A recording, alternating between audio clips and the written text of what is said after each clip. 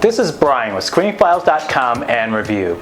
If you remember 1982's The Dark Crystal, it was fascinating, though it never transcended how it was made. It was entirely based on puppets, so you had to believe in those characters, and that's why I think it had its greatest failing for the most part. Most characters were never able to transcend the medium that they appeared in, so they looked interesting.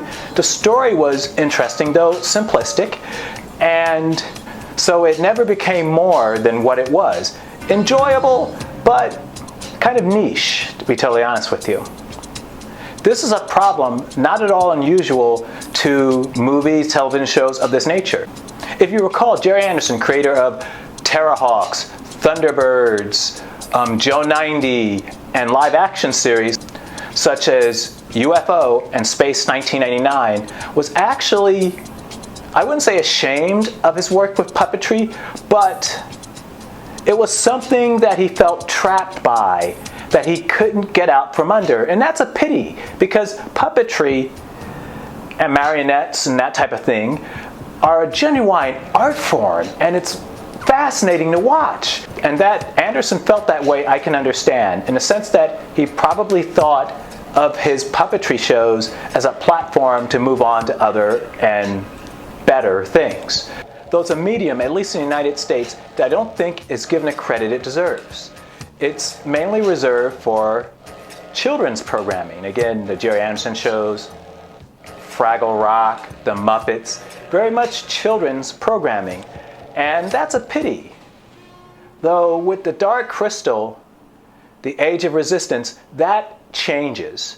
Not only is this probably one of the best shows, or certainly among the best shows you will see this year. This is great television.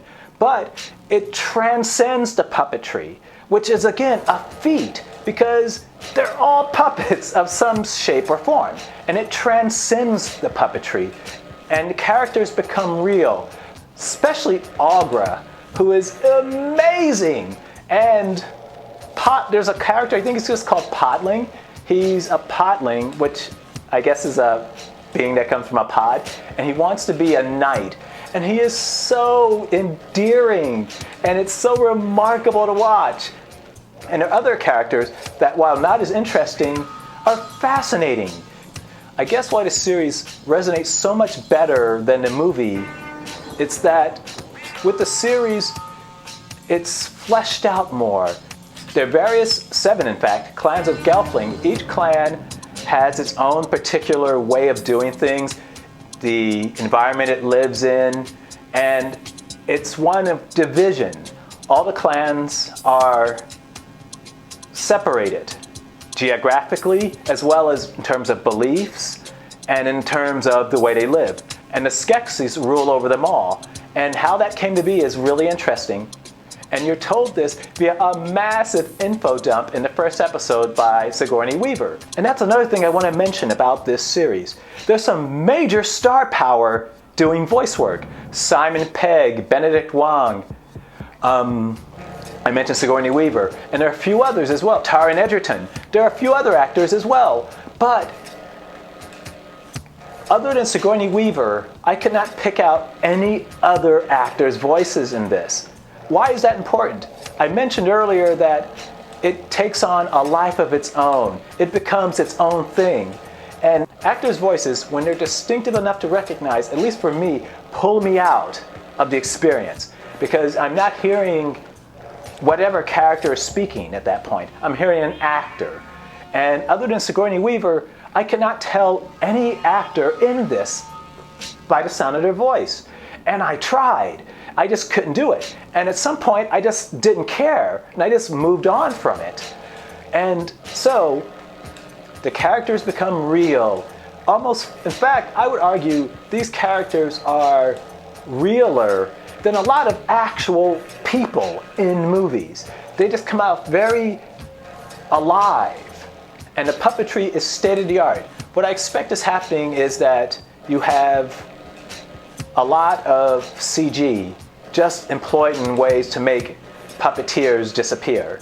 Because a lot of the smaller puppets are, I assume they're rod puppets essentially, and they're animated through the floor, which is why when you see landscape shots of the puppets moving, oftentimes you don't see their legs. And that's because at a certain point, you have puppeteers who are controlling these things.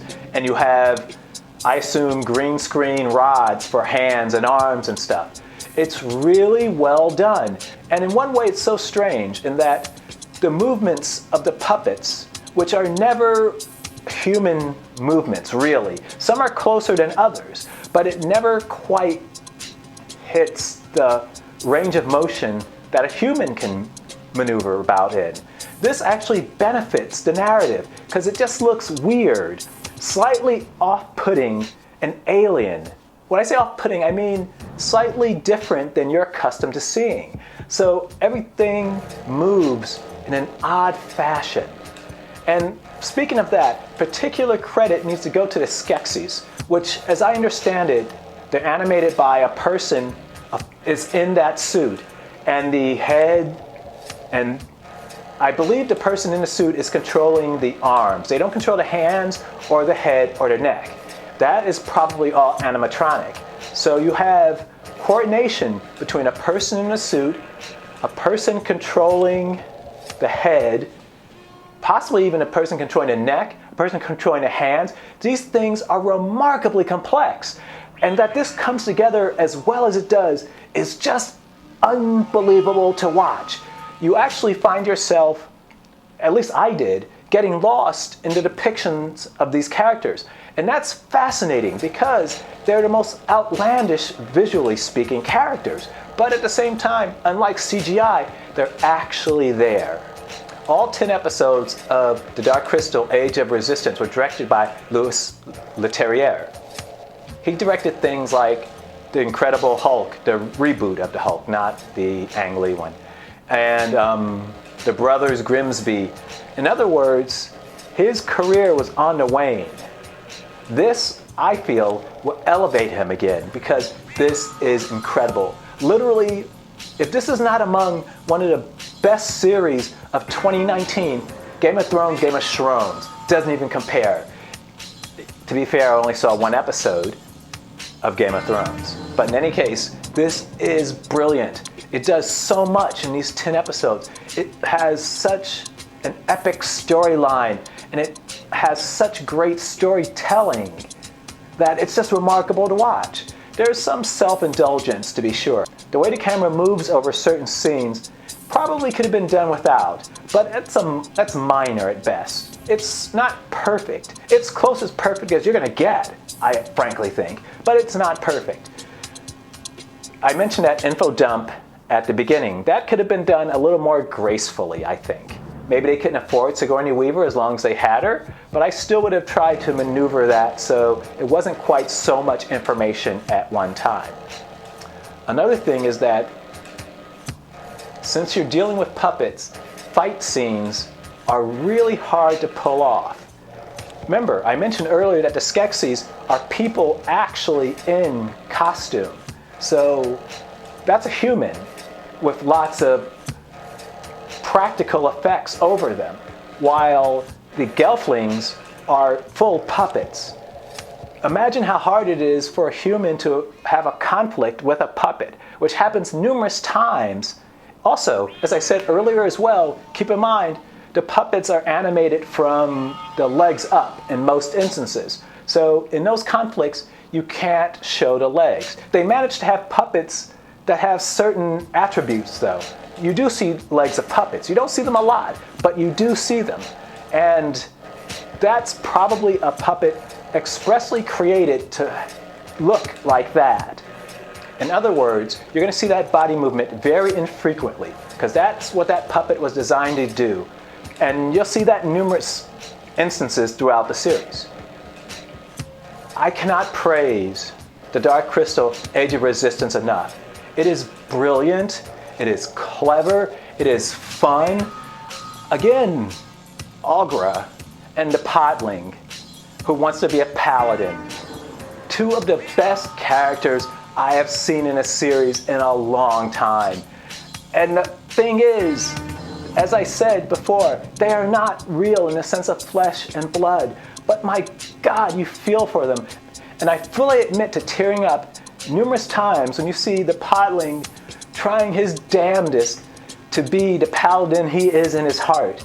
Yet the outward world does not see him like that because podlings aren't paladins. Only gelflings are paladins. And so he dreams beyond his stature. But instead of becoming smaller, as in his dream is ridiculous, no podling can become a paladin. He becomes greater. It's remarkable stuff. This is just a great story, well told. 10 episodes is the perfect length. This is great television. I've read a lot about how Netflix is going to be in trouble since the coming of Disney Plus and all these other streaming networks. If they continue to produce content like The Dark Crystal, The Age of Resistance, they have nothing to worry about. This is not only brilliant, people will subscribe to see this type of content. The only issue I would say is that, like with Netflix in general, if you don't know something is there, it can be hard to find it because they don't do a great job of promoting content. If something like The Dark Crystal were missed being seen because people couldn't find it or people didn't know it was there, that would be a pity because this is easily one of the best series of 2019. This is Brian with ScreenFiles.com and Review. Peace.